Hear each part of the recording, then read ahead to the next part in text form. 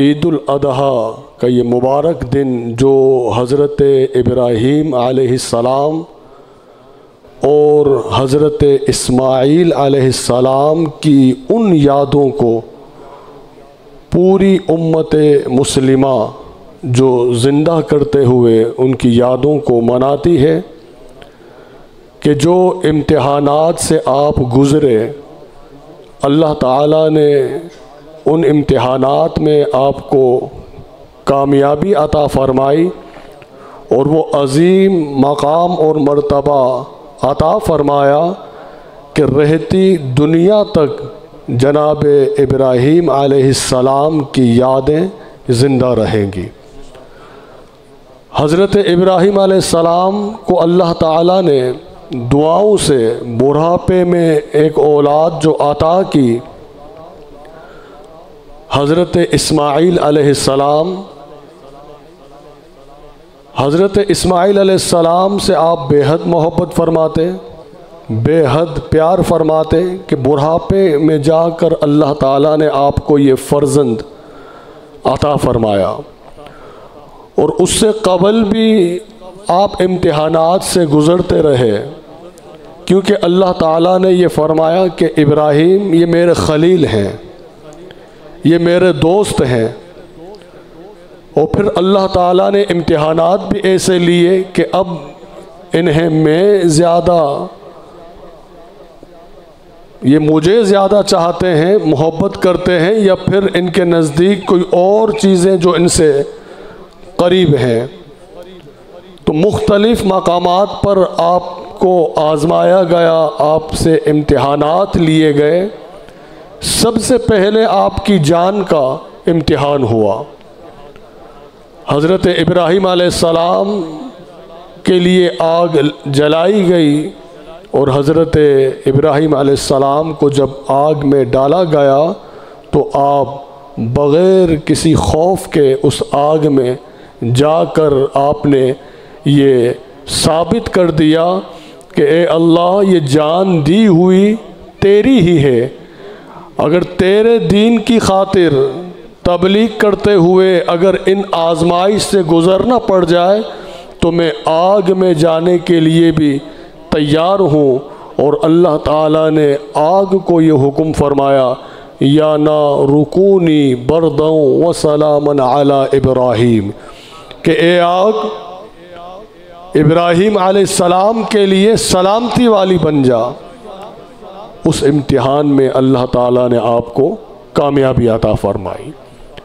پھر دوبارہ امتحان ہوتا ہے آپ کا۔ اب یہ حکم ہوتا ہے کہ جب اللہ تعالیٰ نے بڑھاپے میں آپ کی دعاؤں کو قبول فرما کر حضرت اسماعیل علیہ السلام آپ کو جب عطا فرمایا،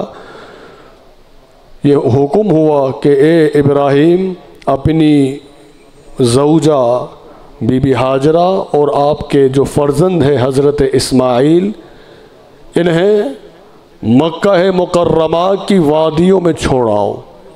جہاں پر کچھ بھی نہ تھا۔ اللہ کے حکم سے آپ نے ایسا ہی کیا، اور حضرت ابراہیم اور حضرت اسماعیل اور بی بی ہاجرہ پاک کو آپ چھوڑ آئے۔ حضرت اسماعیل کی عمر اب بہت چھوٹی ہے ظاہری اعتبار سے، اس میں اللہ تعالیٰ نے آپ کو کامیابی عطا فرمائی، اور جو آج حج جو کیا جاتا ہے اس کے پیچھے بھی یادیں انہی کی ہیں۔ جب چھوڑ کر آ گئے، اب جب حضرت اسماعیل علیہ السلام 16 برس کے ہو چکے ہیں، کم و پیش 16 ایئرز کی عمر کو جب پہنچے، اب آپ کو دوبارہ یہ حکم ہو رہا ہے اور پھر آپ کا یہ امتحان لیا جا رہا ہے۔ کیوں؟ کہ وہ اللہ کے خلیل ہیں۔ اللہ تعالیٰ اپنے خلیل کو آزما کر یہ دنیا کو بتا رہا ہے کہ جو میرے قریب ہوتے ہیں، جو جن کے سینے میری محبت سے روشن ہوتے ہیں، تو وہ کن بھی آزمائش سے پیچھے نہیں ہٹتے۔ مسلسل حضرت ابراہیم علیہ السلام آزماتے رہے، اب 8 ذی الحج کو آپ نے خواب دیکھا کہ آپ اپنے فرزند اسماعیل کو میری بارگاہ میں پیش کرو۔ 8 ذی الحج آج بھی جو مینا میں حجاج کرام جاتے ہیں تو حکم یہی ہے کہ بس یہاں پر ظہر سے لے کر 9 کی فجر تک اپنا وقت گزارو، بس یہاں رکے رہو، کیونکہ 8ویں ذی الحج کو آپ نے جب خواب دیکھا تو آپ یہ سوچ رہے تھے، تو اسی دن کو یوم الترویہ کہا جاتا ہے کہ یہ سوچنے کا دن، کہ حضرت ابراہیم علیہ السلام سوچ رہے تھے کہ یہ خواب جو میں دیکھ رہا ہوں یہ کیا ہے۔ 9ویں ذی الحج کو پھر آپ نے خواب دیکھا کہ حضرت ابراہیم پھر یہ خواب دیکھ رہے ہیں کہ اپنے فرزند حضرت اسماعیل کو قربان کیا جائے۔ اب یہ عرفات کا دن ہے جسے یوم العرفہ کہا جاتا ہے، کہ پہچاننے کا دن، یوم العرفہ، کہ حجاج کرام جس دن عرفات کے مقام پر عرفہ کے دن جو قیام کرتے ہیں، یہ دن پہچاننے کا ہے، کہ وہ پہچان چکے ہیں کہ یہ خواب اللہ تعالیٰ کی ہی جانب سے ہے۔ 10ویں کو پھر آپ خواب دیکھ رہے ہیں، 10ویں ذی الحج کو جو یوم النحر کہا جاتا ہے کہ جو آج کا دن ہے، اب آپ نے اسی دن یوم النحر کے قربانی کا دن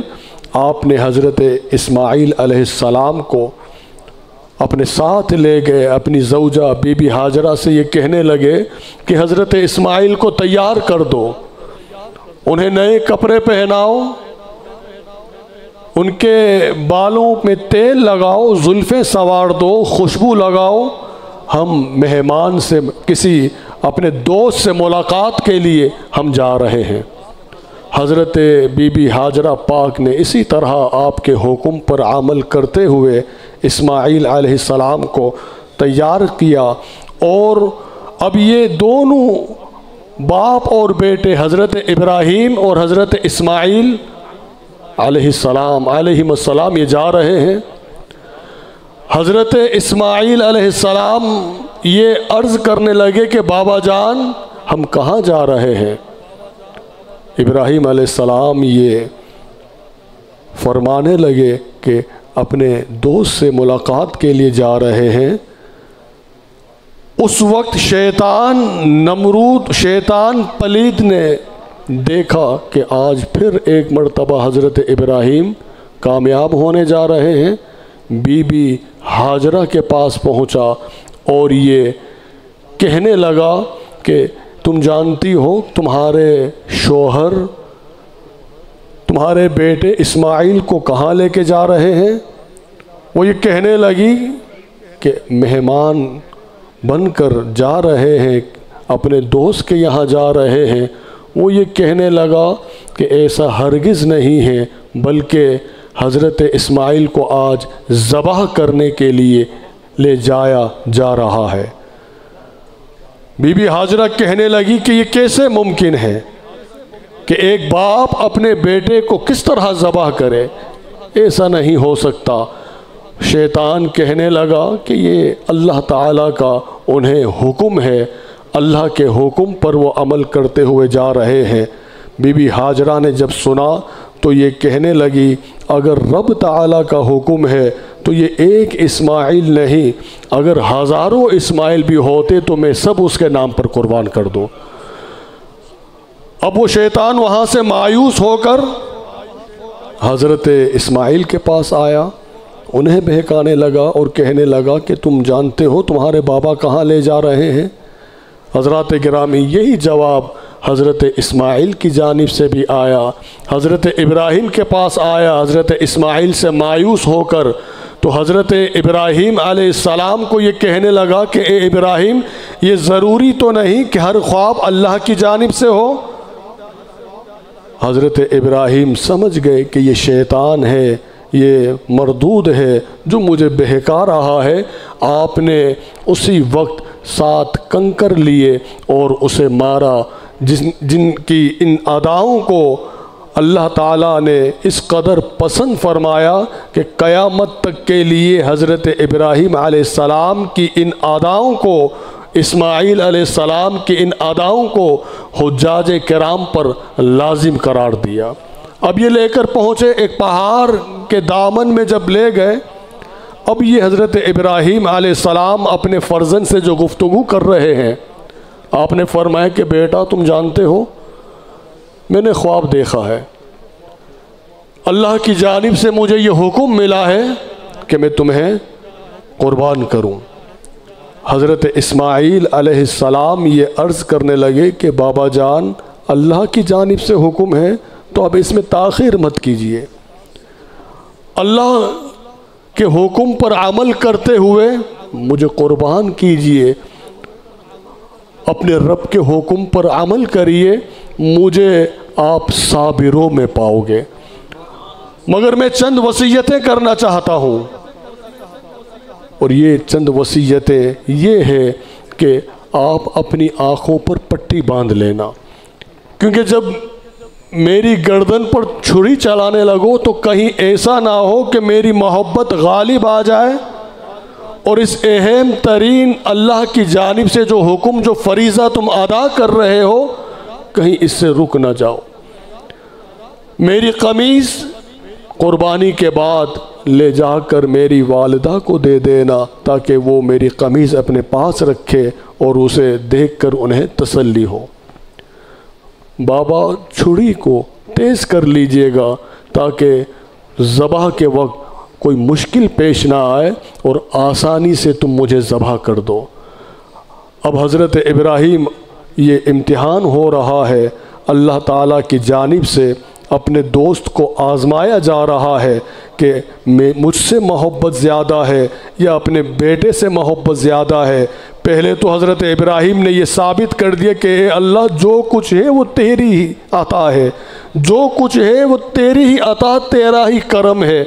میری ہر ایک سانس یہ تیرے کرم سے ہے۔ آپ ہر امتحانات سے کامیاب ہوتے ہوئے اب اپنے بیٹے کو جب ذبح کر رہے ہیں، چھری ہاتھ میں لے لی، آنکھوں میں پٹی آپ نے باندھ لی، بیٹے کو لیٹا دیا، اب چھری چلا رہے ہیں تو چھری چل نہیں رہی۔ حضرت ابراہیم علیہ السلام چھری سے کہنے لگے کہ کیا میرے اسماعیل کا گلا اتنا سخت ہے، کیوں نہیں چل رہی؟ وہ چھری یہ مخاطب ہوئی، یہ کہنے لگی کہ اے اللہ کے خلیل، جب آپ آگ میں گئے تھے تو آگ نے آپ کو کیوں نہیں جلایا؟ آپ فرمانے لگے کہ رب کا حکم تھا۔ حضرت ابراہیم یہ فرمانے لگے کہ چھری حضرت ابراہیم سے یہ کہنے لگی کہ اس وقت تو اللہ تعالیٰ نے آگ کو ایک مرتبہ کہا تھا کہ میرے ابراہیم کے لیے سلامتی والی ہو جا، مگر اس وقت 70 مرتبہ رب کی جانب سے مجھے یہ حکم ہے کہ میں اسماعیل پر نہ چلوں، مگر آپ اسی جذبہ محبت میں ہیں۔ آپ نے پھر کوشش کی کہ میں اپنے اسماعیل کو اللہ کے لیے قربان کر دوں۔ حضرت جبرائیل کو یہ حکم ہوا اللہ کی جانب سے کہ اے جبرائیل جاؤ، جا کر جنت سے مینڈا لے جاؤ اور حضرت اسماعیل کی جگہ اس دمبا کو رکھ دیا جائے۔ ایسا ہی کیا گیا۔ جب حضرت اسماعیل کی جگہ جبرائیل علیہ السلام نے دمبا رکھا، آپ یہ سمجھ رہے ہیں کہ میں قربان کر چکا ہوں، مگر جیسے آپ نے آنکھیں کھولی تو دیکھا کہ وہاں حضرت اسماعیل نہیں بلکہ جنت سے اللہ نے دمبا بھیجا ہوا ہے، اور یہ آواز آئی کہ اے ابراہیم تم پھر کامیاب ہو چکے ہو، خواب کو سچا کر دکھایا ہے۔ اور جب حضرت جبرائیل علیہ السلام جنت سے دمبا لا رہے تھے تو اس وقت ان کی زبان پر یہ الفاظ تھے، اللہ اکبر، اللہ اکبر۔ جناب ابراہیم علیہ السلام نے جب سنا تو آپ یہ کہنے لگے، لا الہ الا اللہ واللہ اکبر، اور جب حضرت اسماعیل نے دیکھا کہ میرے بدلے میں اللہ تعالیٰ نے دمبا قربان کر دیا ہے، تو آپ کی زبان سے بے ساختہ یہ الفاظ نکلے، لا الہ الا اللہ واللہ اکبر اللہ اکبر وللہ الحمد۔ یہ وہی الفاظ تھے کہ جو قربانی کے وقت حضرت جبرائیل علیہ السلام، حضرت ابراہیم علیہ السلام اور حضرت اسماعیل علیہ السلام کے مبارک زبان سے جو الفاظ نکلے، اللہ تعالیٰ کو یہ الفاظ اس قدر پسند آئے، ان کی اداؤں کو اس قدر پسند فرمایا کہ قیامت تک کے لیے امت مصطفیٰ، امت محمدیہ پر فرام 9 ذی الحج سے عصر فجر 9 ذی الحج فجر کی نماز سے عصر 13ویں کی عصر تک ہر نماز کے بعد اسی تکبیر کو ایک مرتبہ لاؤڈلی پڑھنا یہ واجب قرار دیا ہے۔ ہم اور آپ جو یہ تکبیر کہتے ہیں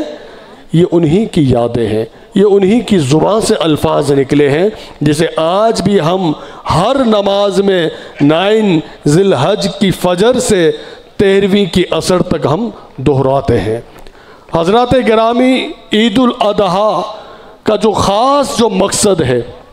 اللہ تعالیٰ نے قرآن کریم میں فرمایا ہے کہ لن ینال اللہ لحومہما، کہ تم جو قربانی کرتے ہو یہ گوشت مجھ تک نہیں پہنچتا، اور نہ قربانی کرتے ہو جس جانور کی اس کا خون پہنچتا ہے، مجھ تک جو پہنچتا ہے وہ تمہارا تقوی ہے، وہ تمہارا اخلاص ہے کہ کس نیت سے تم اللہ کی بارگاہ میں قربانی پیش کر رہے ہو۔ تو حضرت ابراہیم علیہ السلام نے اس دن اپنے فرزند کی قربانی دے کر اور اللہ نے اس کے بدلے میں دمبا بیچ کر انہیں کامیابی عطا فرما کر، تو ابراہیم پاک کے ذریعے جو ہمیں میسج دیا وہ یہی دیا کہ لوگوں، جتنی چیز پیاری ہو، جتنی عزیز ہو، عزیز چیز کو، پیاری چیز کو اپنے رب کی بارگاہ میں پیش کیا کرو۔